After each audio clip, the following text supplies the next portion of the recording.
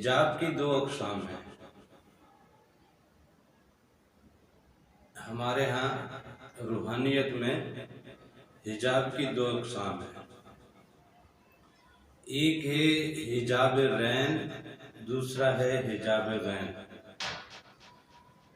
हिजाब रैन ऐसा है कि इसके हवाले से आप यूँ समझें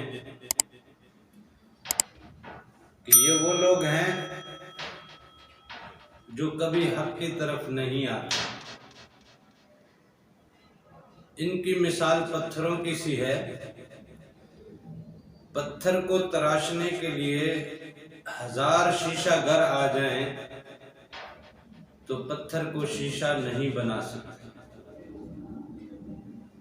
1000 शीशा घर मिलकर भी पत्थर को शीशा नहीं बना सकते।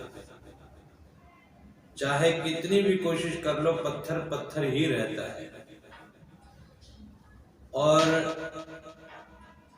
हिजाब गैन को यूं समझो कि जैसे शीशा है।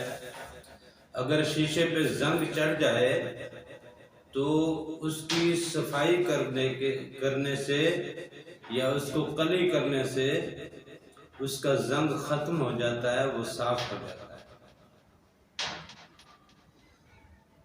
अब हिजाब रैन के हवाले से कुरान पाक में अल्लाह ताला ने फरमाया,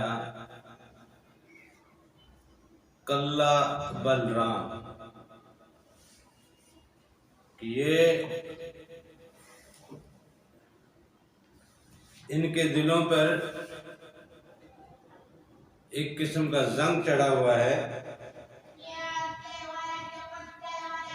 कल्ला बलरान अला कुलूबिहिम बिमा कानू यक्सिबून, इनके दिलों पे जंग चढ़ा हुआ है। जो कुछ ये करते हैं, जो काम करते हैं, जो अमाल करते हैं, उसकी वजह से इनके दिलों पे जंग चढ़ा हुआ है।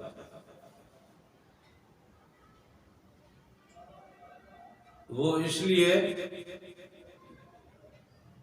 कुरान पाक ने फिर फरमाया,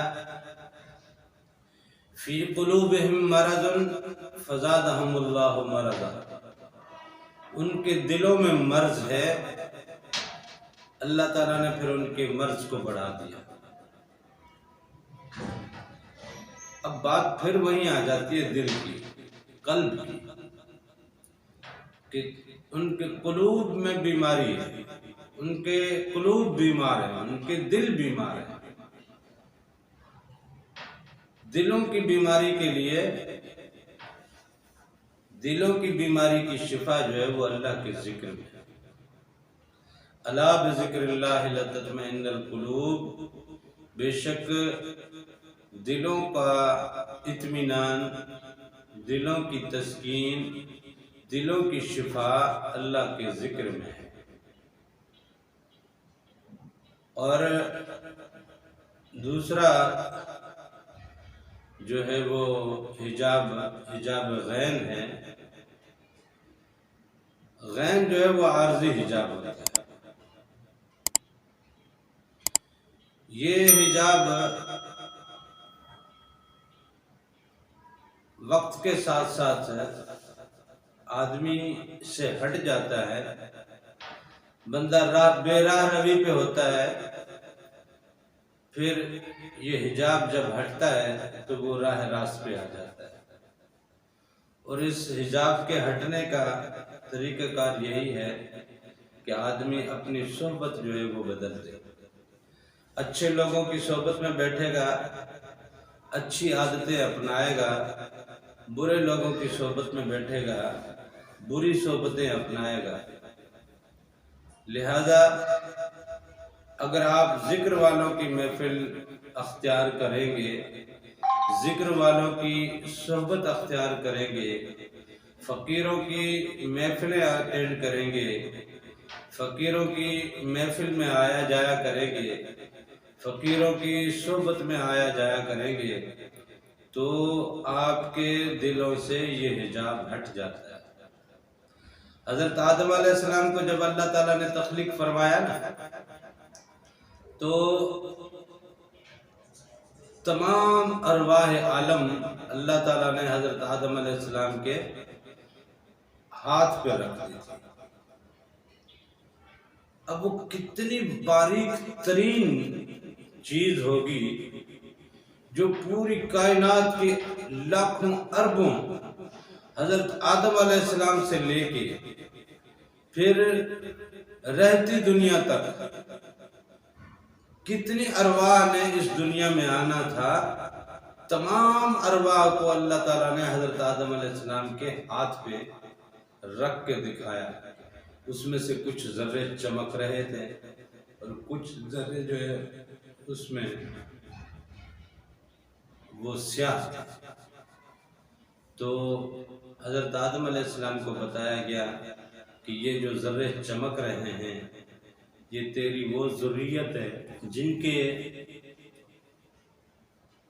ये आर्जी हिजाब गैनी वाले लोग हैं। ये लोग इनके हिजाब हटेंगे, इनके दिल मुनव्वर हो जाएंगे, इनकी अरवाह मुनव्वर हो जाएंगी, ये राह रास्त पालेंगे। और जो ज़र्रात उस हथेली में स्याह थे तो अल्लाह ताला ने बताया कि ये वो तेरी आदम है, आदम ये तेरी वो औलाद है जो राह रास्त पे नहीं है। जिसको कितना ही समझा दिया जाए। अब देखें ना 1.25 लाख पैगंबरों का सिलसिला चला। हजरत आदम अलैहिस्सलाम की औलाद में से भी नाफरमान और आते आते 1.25 लाख पैगंबरों के सिलसिले से गुजरते गुजरते गुजरते हुजूर नबी करीम सल्लल्लाहु अलैहि वसल्लम के दौर में भी देखें, वो जो रहमतुल लिल आलमीन है, वो जो पूरी दुनिया के लिए रहमत बना,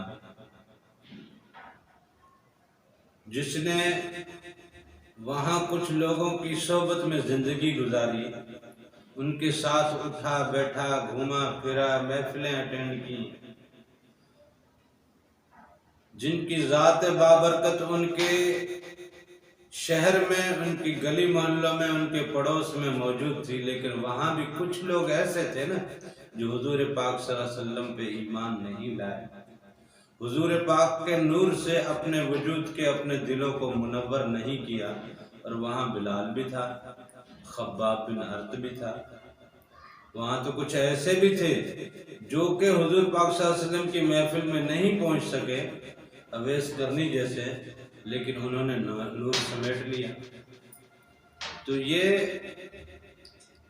हिजाब की वजह से है। 2 किस्म के जो हिजाब रूहानियत में आपको बताए हैं, ये वो हिजाब है।